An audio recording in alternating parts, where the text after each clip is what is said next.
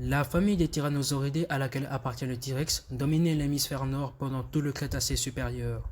Mais sur le continent asiatique et européen, un nouveau groupe de prédateurs issus de ce dernier est apparu, les Proceratosauridés.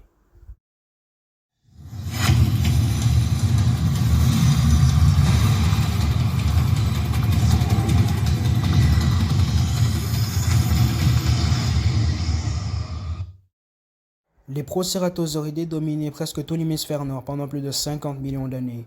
Ce groupe présente des liens de parenté assez proches avec les Tyrannosauridés. Mais ils avaient quelques différences, comme la présence de crêtes osseuses qui partaient de l'avant des yeux jusqu'au bout du museau.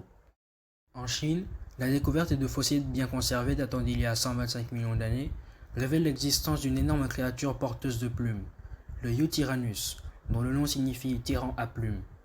Avec une longueur de 9 mètres et un poids de 1 demi-tonne, le Eutyrannus est considéré comme l'une des plus grandes créatures à plumes à avoir jamais existé, mais aussi comme l'un des plus grands Proceratosauridés. Il partageait ces deux titres avec un autre dinosaure, le Sinotyrannus, un Proceratosauridé du même pays qui pouvait mesurer près de 10 mètres de long. Les fossiles de Eutyrannus présentent également une crête osseuse au niveau de la tête, mais aussi la présence de courtes cornes osseuses dirigées vers l'avant. Nous ne connaissons toujours pas l'utilité de ces cornes. On a longtemps essayé de déterminer la couleur des plumes de Eutyrannus, mais les molécules de pigments n'étant pas très bien conservées sur le fossile, on ne peut juste émettre des hypothèses sur les couleurs qu'avait le Eutyrannus. Le Eutyrannus était vraiment plumé, il avait des plumes sur l'entièreté de son corps, mais elles ne lui servaient pas vraiment à voler à cause de sa grande taille. Il y a 125 millions d'années, les forêts étaient souvent enneigées. Les plumes jouaient un rôle dans la régulation thermique de l'animal, en lui permettant de résister au froid hivernal. Prédateur au sommet de la chaîne alimentaire de son époque, le Eutyrannus était un super prédateur, avec une alimentation très variée, qui comprenait des petits dinosaures qui vivaient à son époque. Même s'il avait une crête osseuse et des cornes, le crâne de Eutyrannus ressemblait fortement à celui d'un tyrannosauridé. La position de ses yeux lui offrait une bonne vision. Le Eutyrannus possédait des mâchoires grandes, robustes et étroites, garnies de plusieurs dents grandes, épaisses et massives conçues pour broyer les os de ses proies.